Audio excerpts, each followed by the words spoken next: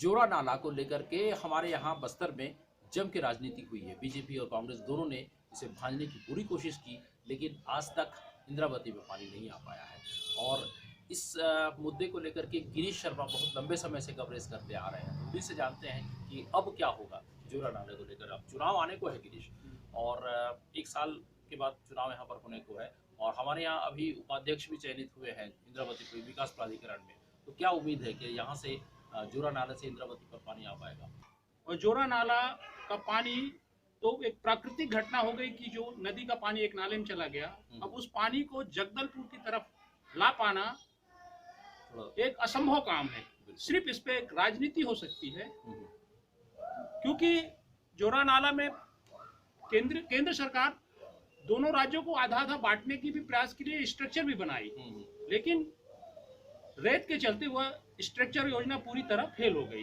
तो स्ट्रक्चर में क्या कोई रखरखाव नहीं हुआ था क्या? स्ट्रक्चर में तो रखरखाव की जरूरत नहीं थी, लेकिन पानी इंद्रावती की तरफ, जो इंद्रावती की तरफ आती है जोरा नाला पानी, उसमें रेत फिर जम गई है। अच्छा, तो वो स्ट्रक्चर ही लगभग रेत से दब गया है। अच्छा, तो पानी फिर से पुरानी स्थिति पे पहुंच गया है कुछ समय के बाद। तो मतलब ढाक के दिन बाद ही रहे। हाँ, इसलिए वो स्ट्रक्चर का निर्माण कोई फायदामंद नहीं था।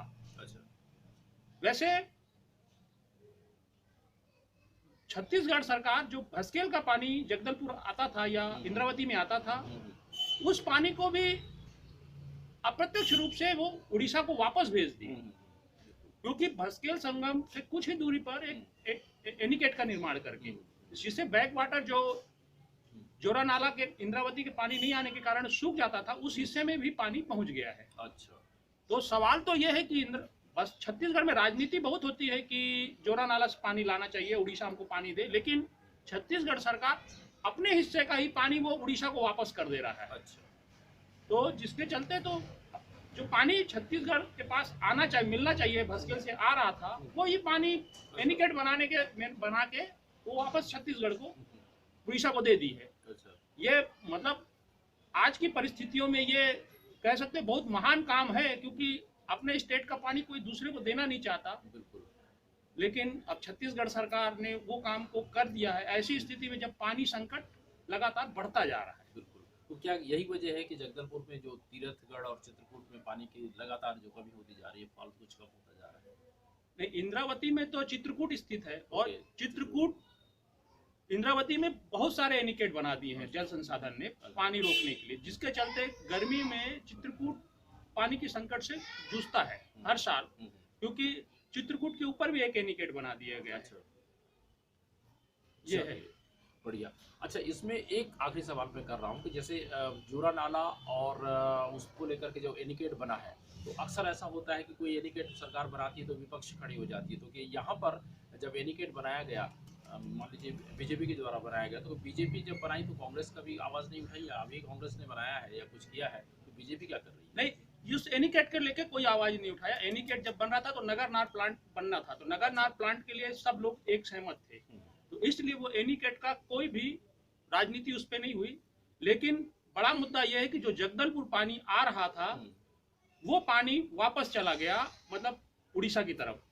अब समस्या ये है कि नगरनार का जैसे जैसे विस्तार होगा, तो वहां से जो एनीकेट से पानी का दोहन भी वैसे वैसे बढ़ता जाएगा।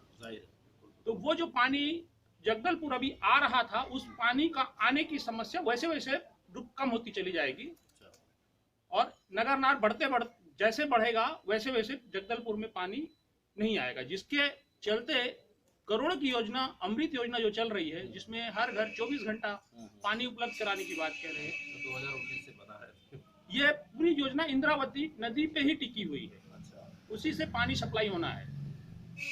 जब गर्मी में इंद्रावती खुद अपनी पानी की समस्या से जूझती है, वो पानी कैसे अमृत योजना को उपलब्ध करा पाएगी, ये भी एक बड़ा सवाल है।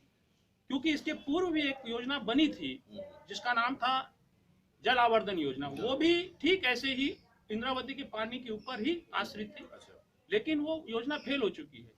अब अमृत योजना का हाल भी लगभग वैसे ही है, क्योंकि इंद्रावती की हालत तो सुधरी नहीं है, सिर्फ उस पर राजनीति हुई है।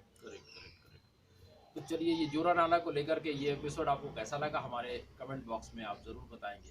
तब तक दीजिए मुझे इजाजत।